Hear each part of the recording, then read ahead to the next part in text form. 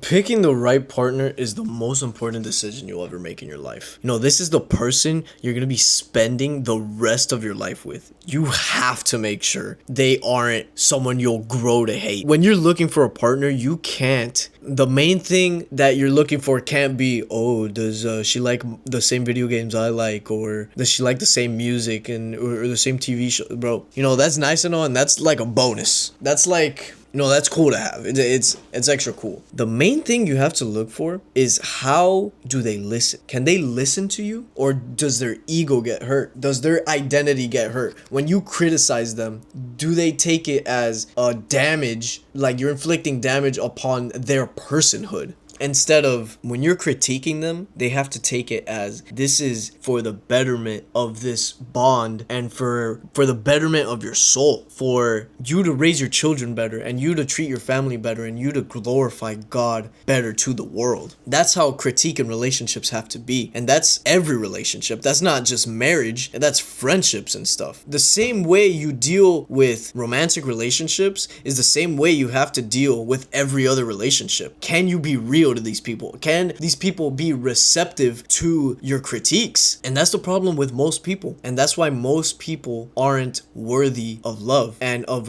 real love, is because they cannot take the critique. They completely crumble. It is such a heavy burden to them to take critique upon themselves. They don't like being wrong, and they don't like being told that what they're doing is wrong. And that's the problem with just people in general. That is the problem with the world. And that is why we can't get to where we want with peace, is because people are not willing to listen and to let go of their ego. Once you're willing to let go of your ego and actually pay attention to people and take it into account, you can still be like, okay, is this true? You can still be like, no, this person's tripping. And you can also say, actually they're right. And you have to think about it deeply. Is what they're telling me to do going to help me become a better person? Is this going to change my life? And how so? Because, if you listen to somebody and they're like, bro, you gotta gamble, bro. You gotta gamble. You'll make money, bro.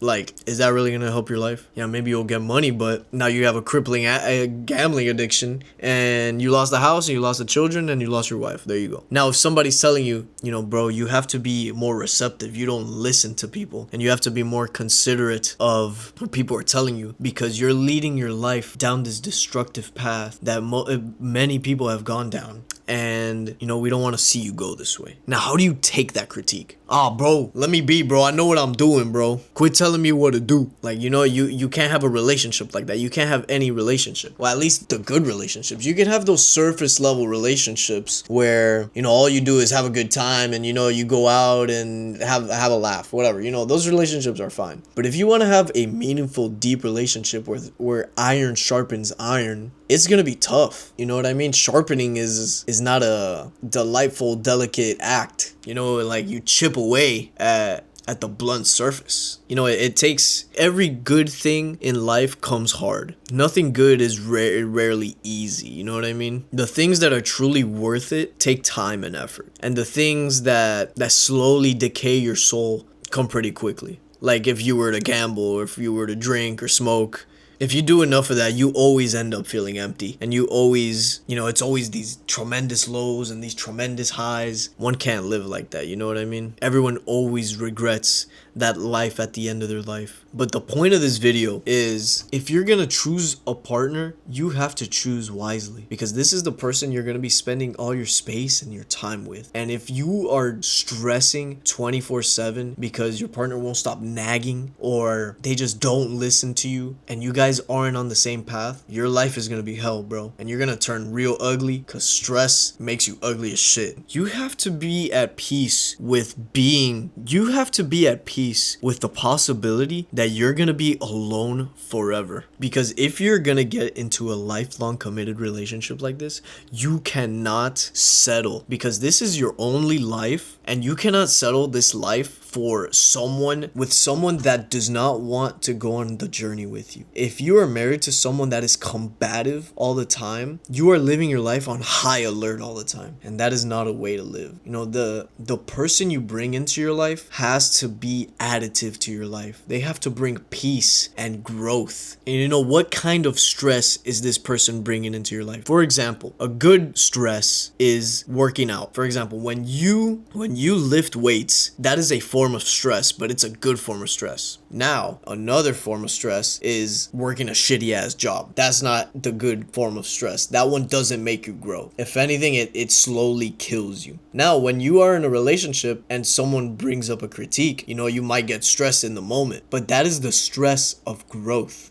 Now, if you get into a relationship and someone is nagging you all the time or giving you the silent treatment and being super manipulative, that is not the right form of stress. That one kills you. And remember, you do not have to get married. You do not have to get married. You have to be at peace with the fact that you may forever be alone because you are not willing to settle for a life that slowly kills you. And if that means having to be alone because you never found the right person, then so be it. Now, here's the thing. When you live like that, when you live out that belief, you are more susceptible to choosing the right partner if one ends up coming into your life. Because once you see their behavior and you see how they act, you can easily tell yourself, I can leave this or I'm staying. And that is respect for yourself. A relationship can only work once you are willing to walk away from that relationship. If you are willing to lose your partner, you have lost all respect for yourself. If you are afraid of that loss, you start to act in ways that you lose respect for yourself. You start feeding into every manipulative tactic, every deceitful act, and you bend at the knee and you lose respect for yourself. And in turn, they lose all respect for you too because you're just a pushover. Do not be like most of these marriages. Every guy is always like, oh, you know, the old ball and chain, or oh, my wife is making me do this. She's always ordering Amazon packages and I have to be the one to go return it. Like, bro, have some respect for yourself, bro. Do not live your life in all these stressful situations just 24/7 being combative with your wife or your partner or whatever, bro. Like, this life has to be on your own terms. And if someone is gonna come into it, they have to agree. You know what I mean? And they have to agree to reasonable things. They can't agree to you thinking the silent treatment is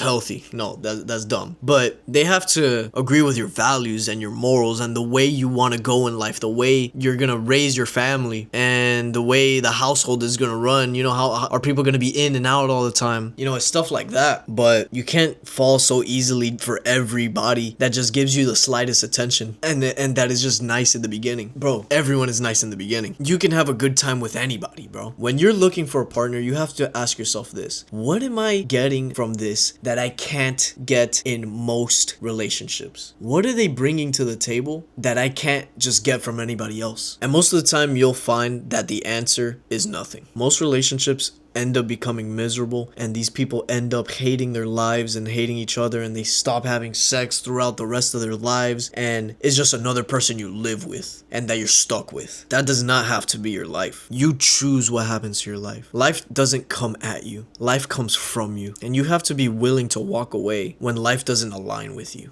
And you have to be at peace that sometimes you might not get the things you want. And that is for the betterment of you. Because sometimes the things that you have wanted may not have been the things that you have needed. And it could have been that God was protecting you from what you didn't know. And as Proverbs 21:9 says, it is better to dwell in a corner of the housetop than with a brawling woman in a wide house. Don't live with the constant stress, bro. That shit makes you ugly and it sags your skin. Don't let these hoes sag your skin, bro.